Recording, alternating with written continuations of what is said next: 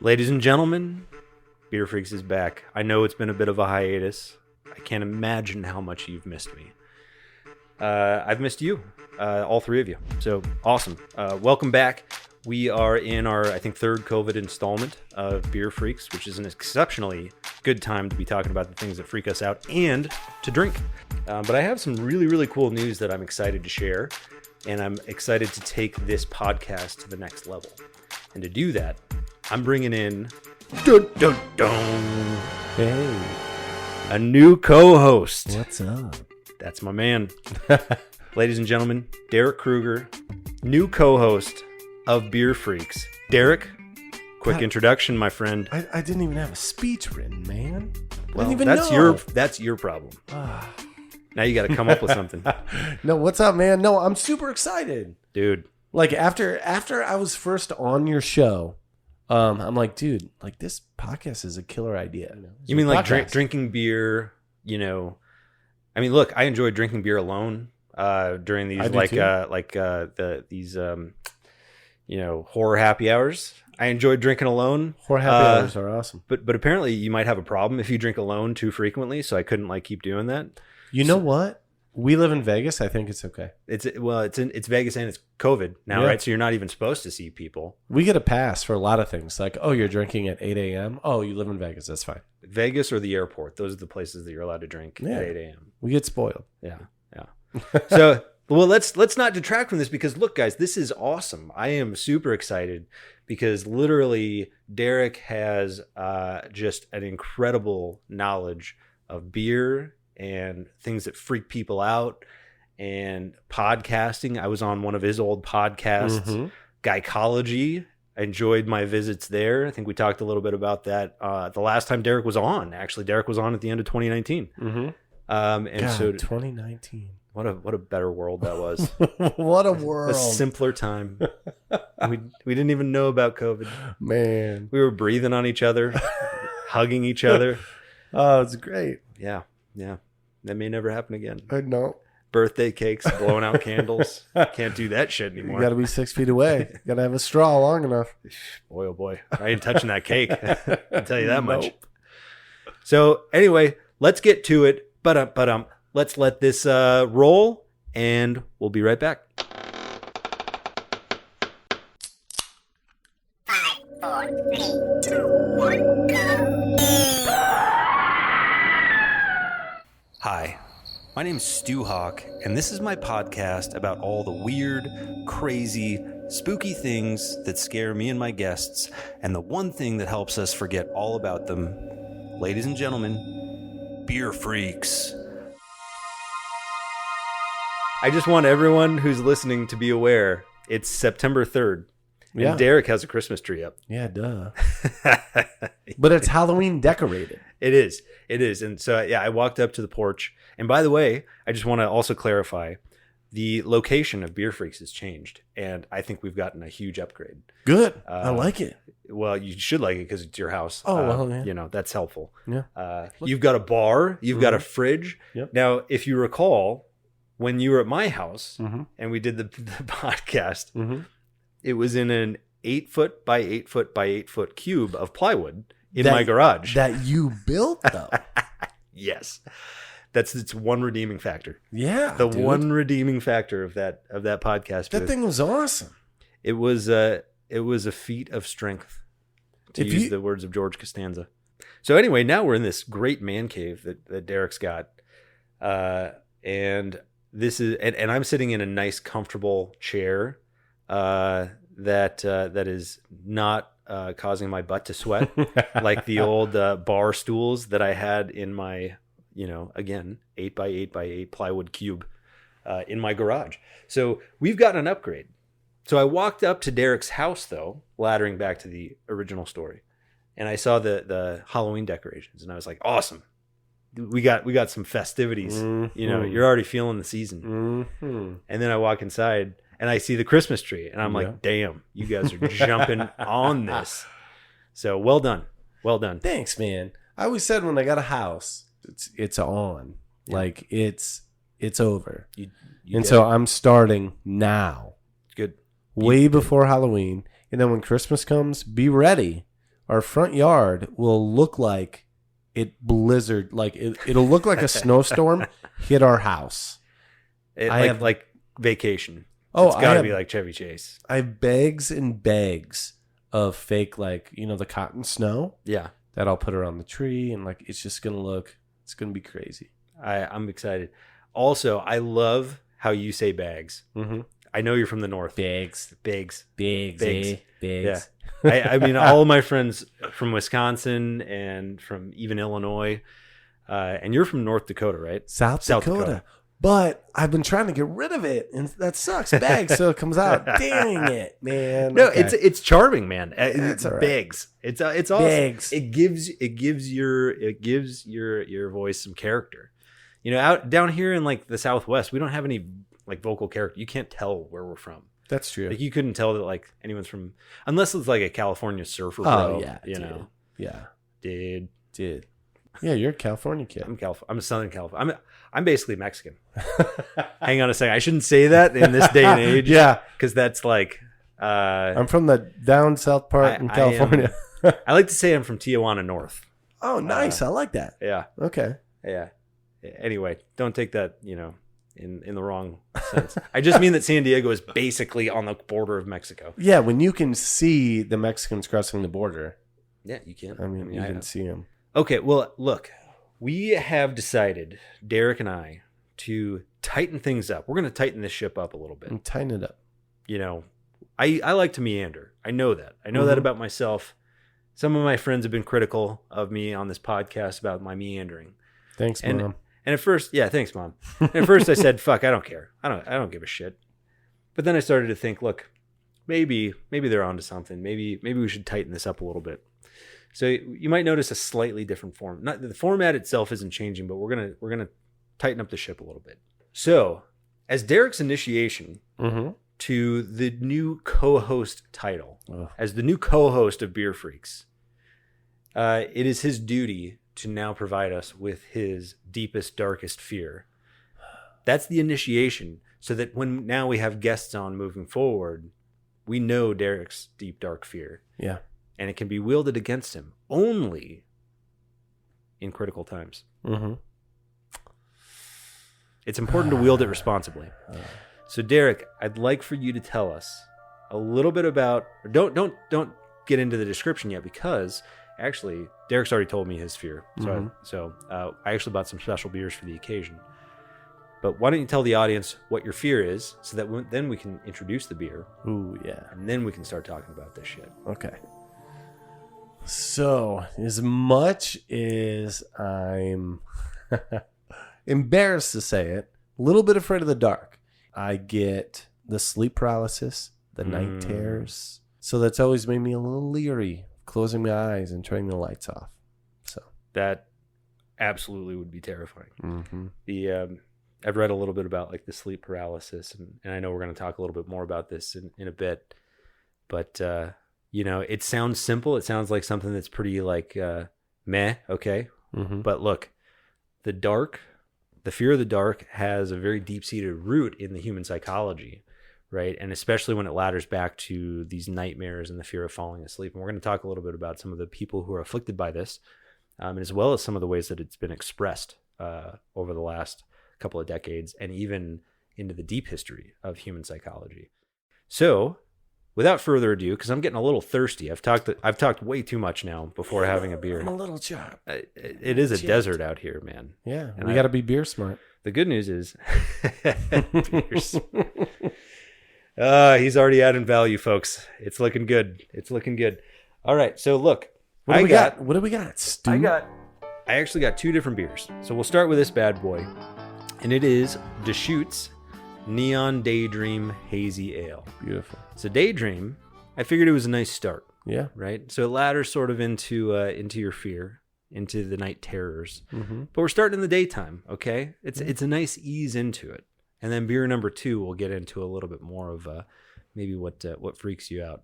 And then hopefully the beer will help quell that, at least for tonight. I like this. Luminous skies, lucid waters, keep dreaming, explore the unexpected.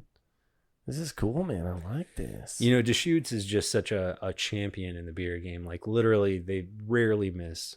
And actually, both the beers that I got tonight are from Oregon. They're not both Deschutes, but Deschutes I love particularly because actually, I believe they're brewed in Bend. Oh yeah, Bend, Oregon. Bend, Oregon. Oh, and they have a little Sasquatch recycling their beer on the label. See, isn't that so Oregon? Isn't that just so Oregon? Damned Oregon? But dude, Oregon makes like killer beers. So like any beer I've had from Oregon is amazing. Look, you know, as a guy from San Diego, I always hate admitting Oregon has good beers, and I'm not conceding. By the way, San Diego still has the best beer scene in America. Oh, dude, amazing beer scene. Best beer scene in America. I mean, just Stone alone, you can't challenge, right? Oh. But I'll give Oregon some credit here. So let's crack these bad boys.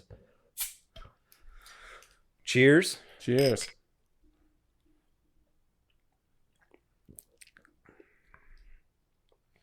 Ooh, that's actually really nice, man. It's really light and sort of like fruity and crisp.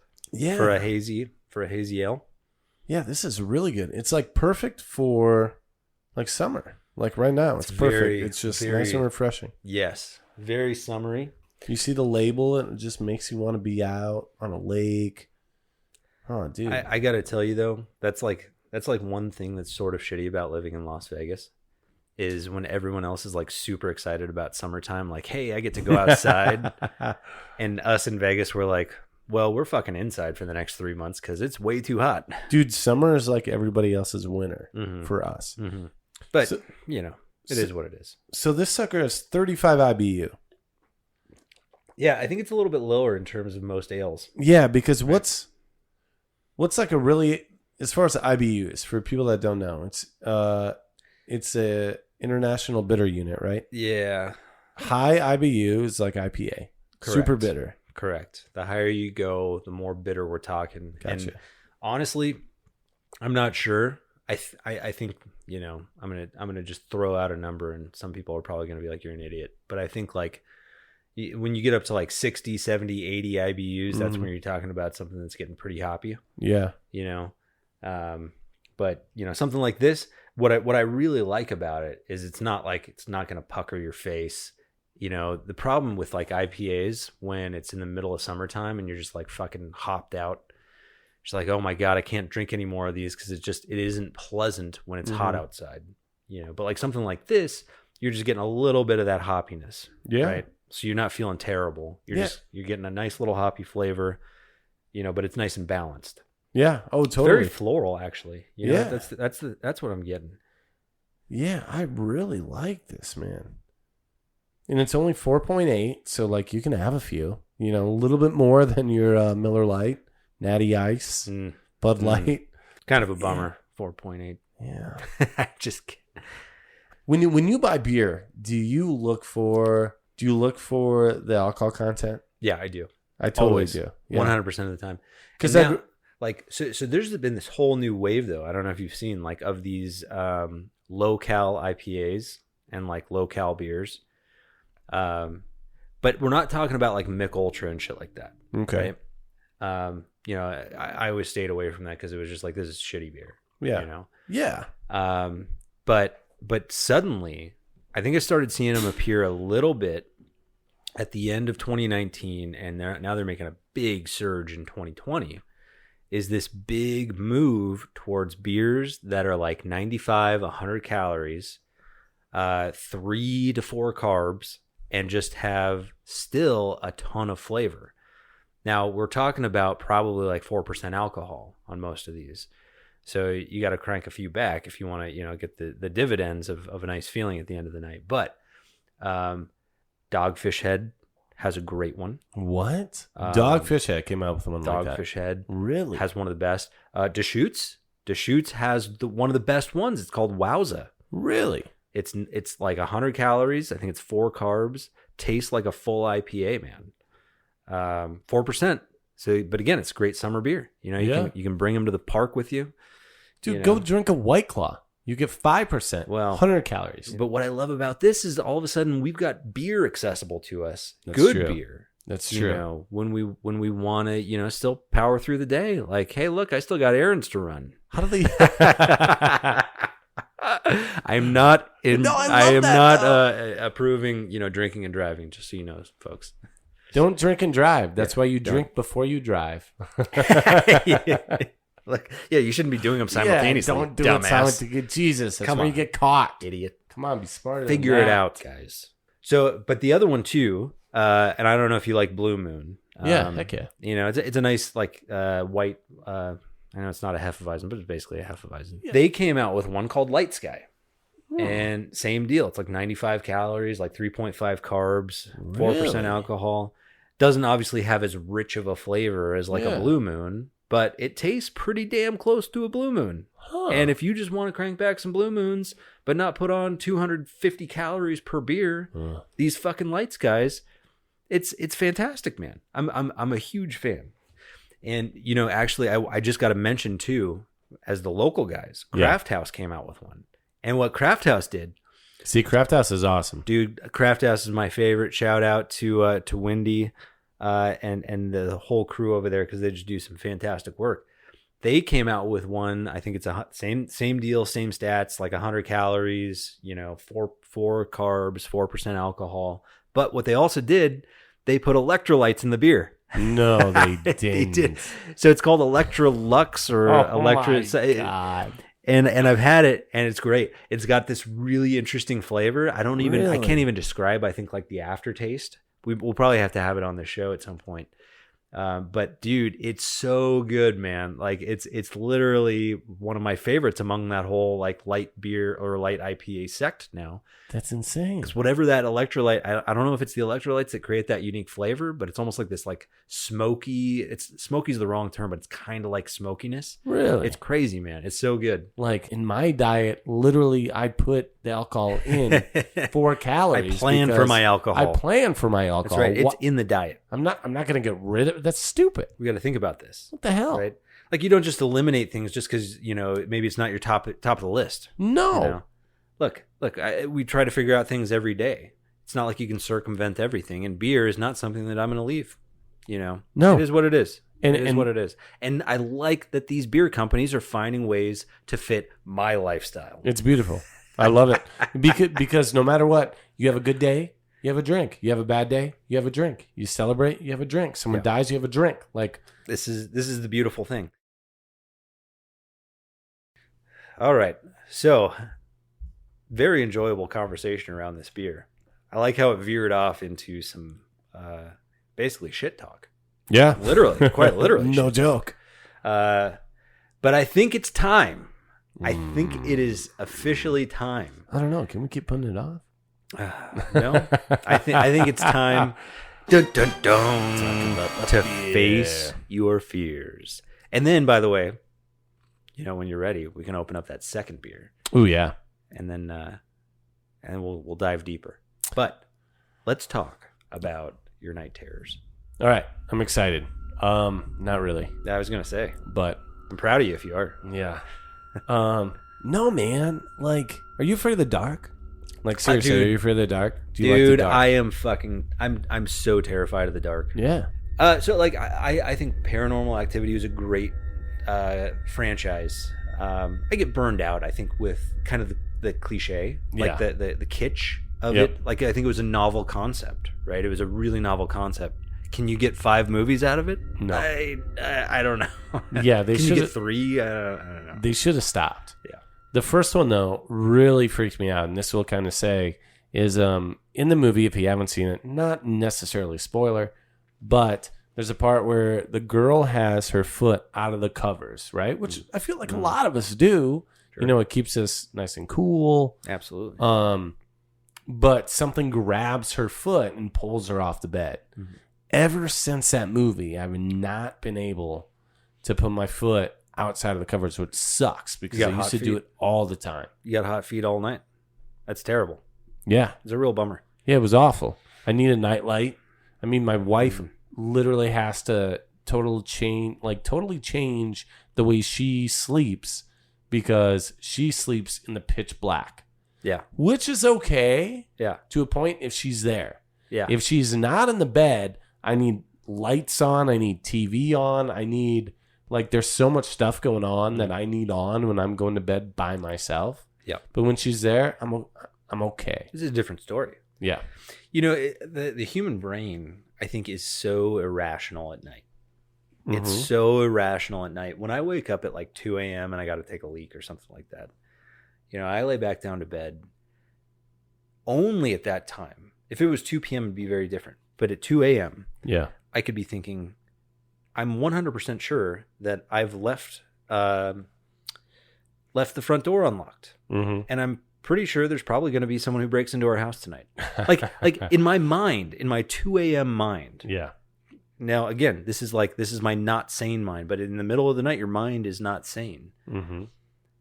It's like an assurance. It's like, yeah, I'm sure that I left the door unlocked, and I'm sure someone's going to break in tonight. It's inevitable. I got to go figure this out. When, you know, in reality, at 2 p.m., I would think about this and think, I've lived 33 years on this earth, and my house has never been broken into. I don't think tonight's going to be the night that this happens. But your brain, and I don't know if it's like a defense mechanism because you're more vulnerable at night, and it's, you know, just animalistic. Like, this is the time that I need to be more sensitive and think about these things, which seems awfully, you know, problematic to sleep. But, you know, it is what it is. It makes your brain go in these directions of like, what should I be worried about right now? And I think that's where nightmares also come into play, and dreams and nightmares. So I'll let you talk a little bit more about your like how this actually ladders into the night terrors. Yeah. So, man, the nightmares, night terrors. So I think it goes back to when I was really, really young, when I lived in South Dakota, actually. There was a house that we lived in, and it was a, you know, 2-story house, but someone bought it, turned it into kind of a 2-story kind of apartment. So the bottom floor was where the landlord lived. Top floor is where we lived. And I remember moving into this house, and right when we moved in, I just had this like weird feeling like someone's here, or, you know, you just kind of walk in somewhere and you just get this weird feeling, right? Sure. Like moving in, you know, everything's fine, you know, still weird feeling. But long story short, I started having nightmares. I started like feeling like someone was watching me. My mom and I would see like silhouettes of people. And how old were you at in this the point? window screens? I was, probably 10 or 11. Okay. We saw silhouettes of people in the window screen. Oh boy. We saw, my mom would be in the kitchen and I'd be in my bedroom. And mind you, this is a house where it's kind of like you walk in the front door and it's just like all hallway. And then there's rooms, you know, all hallways are the worst. Connected to the hallways. The Shining fucked up hallways for everybody forever. 100%. Like, we're all fucked with hallways. Yeah. Forever. So no matter where you went in this house, any room you needed to go to, you had to go through the hallway. Oh boy, terrible. And so my mom would be in the kitchen, which is at one end of the hallway. My bedroom was at the other one. And I remember so many times my mom's like, "Derek, what are you doing? Get out of my room." I'm like, "Mom, I'm in my bedroom." She's like, "I swear I just saw you, you know, run across into my room." And then she would see like things moving. She would see glasses moving on the table, like lots of stuff like that. And anyway, the first time, so I think this is what ultimately got me going to where I'm 35 now. Mind you, this is at 10 or 11. I was so scared one night, I went into her room to, you know, sleep with my mom, right? Like, I'm scared. Mom, save me. So I'm sleeping in her bed. And her bed, which most people I feel like put their bed this way, you know, you kind of center it on a wall. Sure. You know, the person on the right side has their area to get out. The person on the left side can get out, right? Something like grabbed me from over the side of the bed, took me down off the bed, and I remember just screaming like, "Mom, help me, help me, help me." And I remember her like freaking out, trying to grab me and everything like that. And then from there, it was, I think everything was okay. The weird thing about this is it's like, it's not like I woke up and realized it was a dream. It was like, I don't know. Like, I remember getting grabbed. I remember my mom freaking out. Yeah. But then I don't really remember anything else as far as like me waking up, what happened next.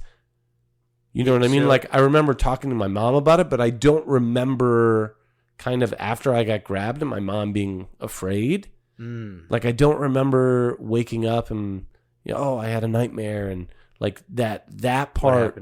What happened next? I mean, what grounded you in reality? Exactly. At that point. Like, I don't remember that part. That's interesting. Which blows my mind to this day, because ever since that, before I met, before I had a girlfriend or my wife, I would always have to push my bed up against one wall. So you have a safe spot. Always had a safe spot. Yeah.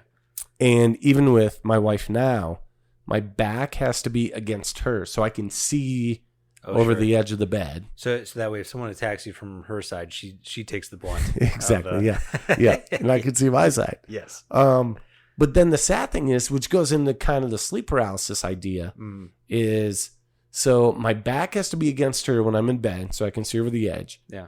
But then I started to notice if I'm sleeping on my back, which is my favorite spot to sleep. On your back. On my back. Yeah. That's when I have like the sleep paralysis and night terrors. Interesting. So to get rid of any of it, I either have to sleep, like I can only sleep two ways, like on one side or on my stomach, but still looking over the edge. Right. So your head always has to be in that direction. Yeah. Okay. So, but tell me, when you have night, I mean, obviously sleep paralysis is very clear. I think for anyone who doesn't know what that means, basically, and correct me if I'm wrong, sleep paralysis is essentially when you wake up from being asleep, but you still can't move. Yeah. And that's caused essentially because when you're dreaming, when you're asleep, your body goes into this state where you're not supposed to be able to move, right? Yeah. Because like when you dream and you think that you're moving, you don't want to actually be moving your body. Exactly.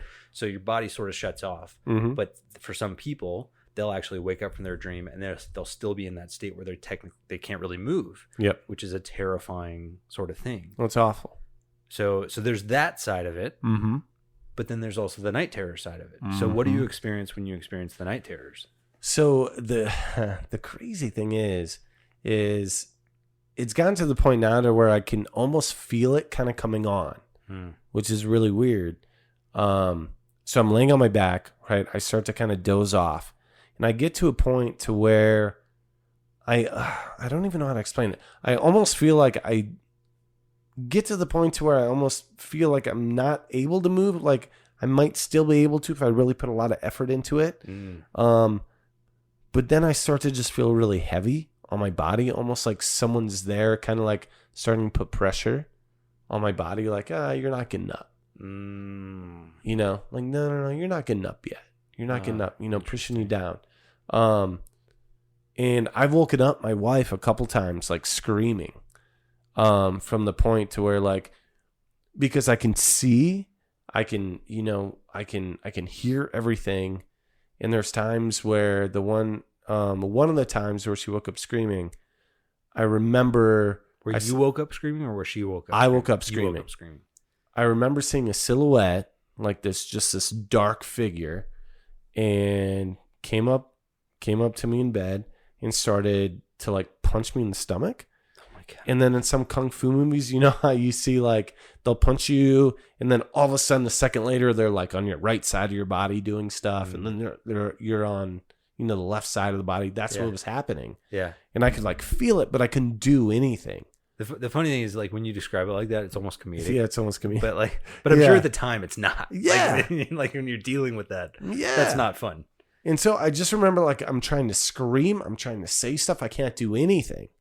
And finally, like, I get it, like I almost feel sweaty because I'm trying so hard to, like, get control of my body, get control of my voice, get control of just anything, like, that I can actually manipulate with my body. And finally, I'm able to, like, get a scream out. And Ashley, like, wakes up, and then I kind of turn to her, and then my whole body gets its motion again.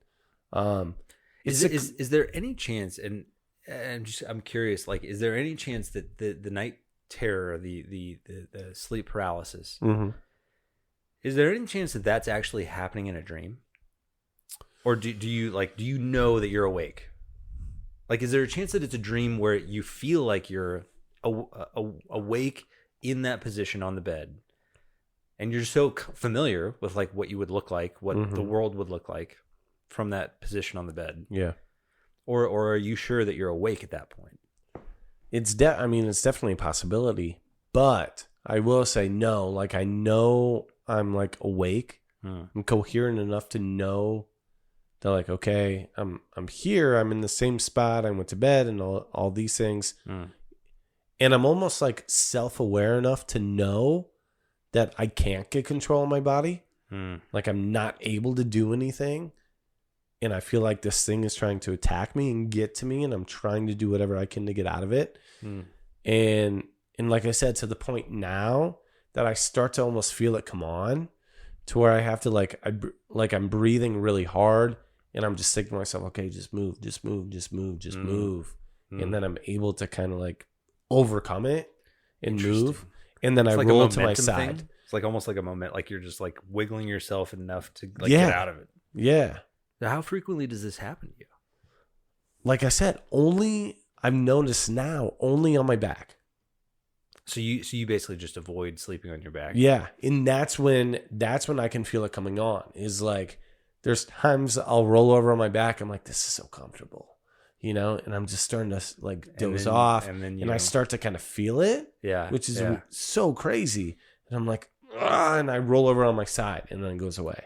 That's so weird, man. I mean, I don't know if it's more of a vulnerable spot. Like, all right, we can. Well, I mean, if you think about like, I don't know. I mean, I don't know nearly enough about like how the brain functions during sleep, but like obviously if you're laying on your back, then there's, blood pooling more probably to the back of your brain.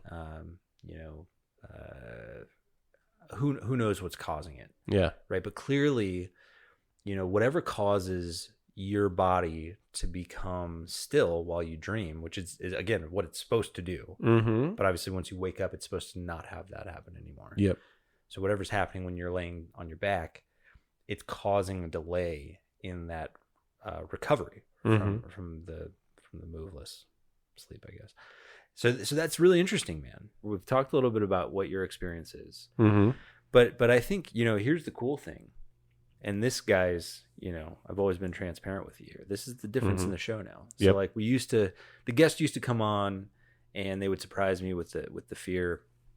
Now we're actually going to pre-plan it a little bit. So that we're prepared. We got like a beer. Like, I think it's cool that we've got these beers that are dream focused. Right. Yeah. I think that's pretty fun. Yeah. And so we've got these beers that are dream focused. So I did want to continue the theme. Yeah. So this is called Rogue Dreamland. And this is what I want Derek to get to. A nice dreamland. Not a freaking, nightmare, situation. So Rogue Dreamland, it's actually an American lager.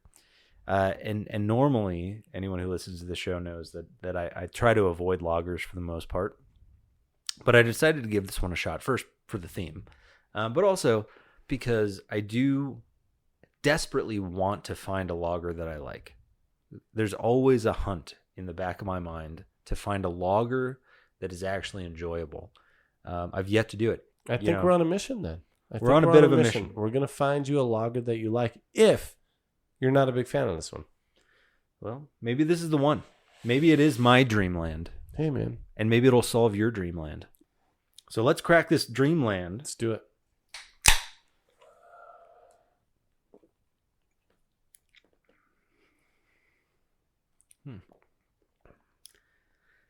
Ooh. So it tastes like a lager. Yep. God, I gotta say, like, after having this one, I know, compared to this one, yeah, dude. Now, here's the interesting thing, because the other one was that almost daytime style, it has the same alcohol percentage. So at least we're not missing anything there. Whoa, it does. 4.8. Dude, but the flavor profile on the Deschutes, very different. Million times better. Yeah, the lager, I mean, I'm getting a couple more. I don't know. It's almost like a floral note. I don't know if that's right, but so it's not like totally devoid of flavor, but absolutely after having a hazy pale. Yeah. This is we probably should have started with this, to be fair. It's all right. You know, We know for next time. It is what it is. It's good though. Like it's nice, easy drinking. Yeah, but after you've had a pale ale, yeah, you don't really want easy drinking. We got to find one for you. That's the thing. mission. We got to Okay. find one. We got to All right. find a lager or a pilsner that Mhm. actually has good flavor. Yeah. Nice. Good Lord. Oh. What was that? Nice. What was the forehead thing that you just did? Oh yeah, if someone burps, the last person to do this has to drink. Well, shit, you're just gonna continue the burping then. Yeah. That's great. Okay, so tell me about the history of Okay. night terror. I mean, because you've done some homework on this. Obviously, it's something that's Mhm. afflicting you. So you wanted to know a little bit about this. So like let's hear some of the history here because it's fascinating stuff. Okay, so check it out. Sleep paralysis has been around for hundreds and hundreds of years. Okay, from ancient Mesopotamia to the Roman Empire, a demon known as the incubus was responsible for bad dreams. All right, so originating from the Latin to sit on, the incubus sat on top of its victim's chest, inducing horrifying dreams and physical immobility. Mm-hmm. Right? Crazy. So we get into kind of the culture, right? Because it's everywhere. So a 10th century Persian polymyth believed it was actually caused by vapors of phlegm ascending from the stomach to suffocate the brain during sleep. A little out there, right? A little crazy. Mm. Okay, but in the Christian era, which we probably all know about, it was akin to demonic possession. And those that were afflicted were treated with prayers, exorcism, all that fun stuff, right? Sexorcism? Yeah, sexorcism. See, I like sexorcism. That sounds like a really good way to work this out. Yeah. Depending But- on who the sexorcism's coming from. Yeah. That's the important, That's a very important part. very important detail. But obviously in American pop culture, we do as we do, and we make a profit from these stories, right? So with films like Nightmare on Elm Street, you got Freddy Krueger, killing people in your dreams. So all of this kind of comes from sleep paralysis, Sure. from this kind of deal. We've all heard the term nightmare, bad dream, right? A lot of people call it a nightmare. But where does nightmare come from? Obviously, night derives from the period of darkness between sunset and sunrise. Mm-hmm. But the mare part comes from the Old Norse version of the incubus, Mara, which means crusher. So sitting on your chest, Really? crushing, right? Yeah. Damn. So this Mara is a person with magical attributes who rides their victims for the pure pleasure of wickedness. Wow. Yeah. Little creepy. That's wild, man. But then we take it to today even. The demon of sleep paralysis is morphed again. And obviously this gets into where, a lot more people probably can, I guess, connect with this one. Is it's taken the form of alien abduction, right? Playing upon our fear of the unknown universe that surrounds us. Yeah. So, but the crazy thing is every society and culture has some kind of story about sleep paralysis, right? Which makes us wonder if science still can't fully explain something that happens so often all over the world. I think we should be a little worried. Yes. Wow. Yeah. So you just said a lot, Yeah. and I have a lot to say Mm-hmm. about this because it's crazy, dude. Like, so first, I think that nightmares and dreams, even good dreams, like the top experts still don't have a really strong grasp on why we do it. No. Like, how did it evolve? I mean, there's a lot of ideas, and I think the best theory right now around why we dream is essentially to prepare us for situations in our real life. Yeah. Because essentially, like, you think about, again, I think a lot of experts take this back to like the plains of Africa where humanity originated. Mm-hmm. It's like, okay, well, if I am, on the plains of Africa and a cheetah starts chasing me, what would I do? Yeah. If I don't dream about this kind of stuff and put myself actually in this physical situation, as like mentally, and I'm not really going to be prepared when it actually happens. Yep. So dreams, I think the latest theories are that dreams really prepare us as best as possible for, what we may experience, worst case experience in a lot of cases, or in some cases, the best case experiences, in real life. So a situation like this, obviously this is outside of the dreams. Yeah. Right. So this is like something that we're getting to a point where you're no longer dreaming when you're having the sleep paralysis. Yep. You're no longer dreaming. You're out of the dream, but your dream, the physiology of what's happening to your body is still happening to you, even though you're outside of the dream. So the interesting thing is, like, why is that happening? And is there something like strange going on here? Yeah. This is the Stu sort of paranormal, non-science, read way too much Stephen King, writing my own short stories, figuring shit out, sort of explanation for this shit. Like, I think, when you look at like the physics of the universe, and you look at things like quantum physics and quantum entanglement. You know it. Fantastic. Yeah. I just put the two words you said together. but so quantum entanglement. Cheers. Quantum entanglement is like this thing that a lot of people kind of say, like, well, maybe this actually is like the proof of like alternate dimensions or like other things. 100%. Totally. Like, I'm totally on the same level. So like so the idea that like there is something out there that could afflict us that maybe doesn't necessarily live on the same plane that we always see, to me isn't as abstract as maybe we would think it was when we were children and we were reading these horror novels and these scary stories and telling each other these crazy things. There could be a very reasonable explanation for some of the things that happen. Yeah. Now, why someone would come sit on your chest in the middle of the night, I have no fucking idea. Like, that's seems very bizarre and probably a really big waste of someone's time. If they were this like entity that was able to cross dimensions and do other things. Just having a good time. Just like, maybe that's their night out, dude. I'm going to go sit on this fucking guy's chest. Yeah, like, we'll scare him. Like, this guy was a dick today, and I kind of want to put him back in his place. Like, maybe you were an asshole to like one of your friends. He's got a little micro penis. Clearly the micro penises get all the fucking incubuses. But the idea that maybe there's something that can sort of like either transcend the dimension or these different planes. Yeah. So like the one thing that I would say is I don't think that like ghosts are the way that they're portrayed in the movies. Like, I don't think you die and then like your soul like kind of sits around this house. I don't think that that's a thing. Yeah. I don't think that there are demons, that are like malevolent and they're like, I'm coming down from the pits of the earth where hell resides. Yeah. But I do think that there are things that are in this quantum realm that are either in different dimensions or in just like a sort of like just an Earth 1.1. Right? Like we're in 1.0 and maybe they're just a little offshoot somehow. Like talking about the multiverse sort of thing, right? Yep.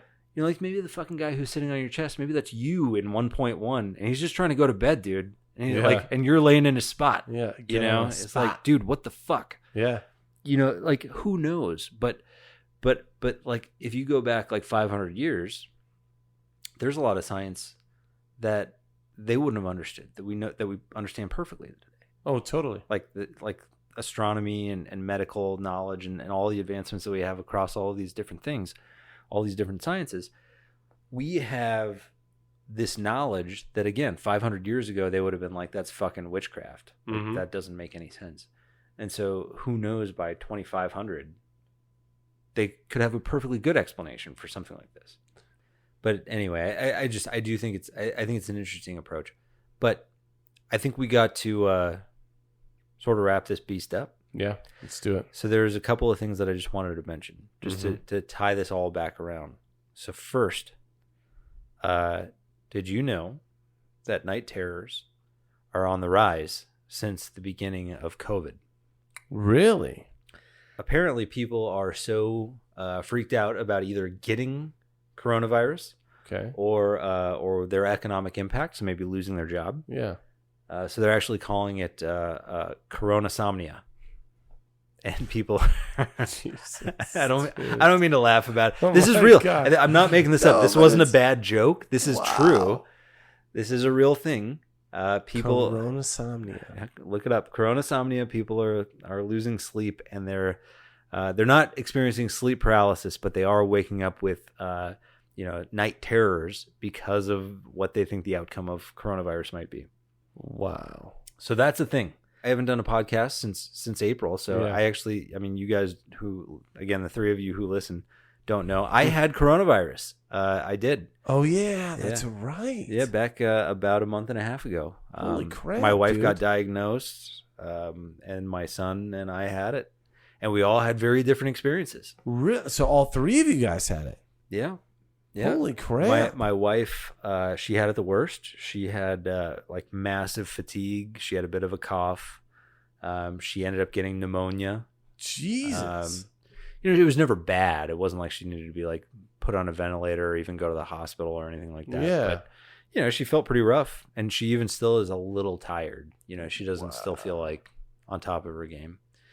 My son got, he's 3, which is supposed to be a pretty safe group.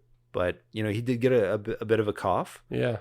So, I would just say, like, to parents out there, don't feel like they're impervious, because no one's truly impervious. I would say, like, let's all be reasonable and understand the risks. So, like, play the data, but it doesn't mean that you're impervious. Yeah. That's all I'm saying. And then, of course, I was pretty much asymptomatic. So, we all had very different, Holy crap, man. we all had very different experiences. So. That's nuts. All right, Derek, first show as co-host, man. Thanks, man. It was nice. I'm still, getting the flow of it, but it'll be good. It'll only get better. I think it's great, man. Yeah. Well, guys, thanks for listening. And keep your windows locked, doors locked, because you might have a fucking incubus who's waiting outside trying to sit on your chest. Yep. It's not going to happen to Derek anymore, though. Nope. Sleep on your side, people. Sleep on your side. It's Mhm. important stuff. Keep your eyes On the prize. on the prize. We'll work on that closing line. Yes. We'll get better. All right. And cheers. Cheers. Go out, drink some beer. Indeed. Peace out, guys. Bye. Cheers.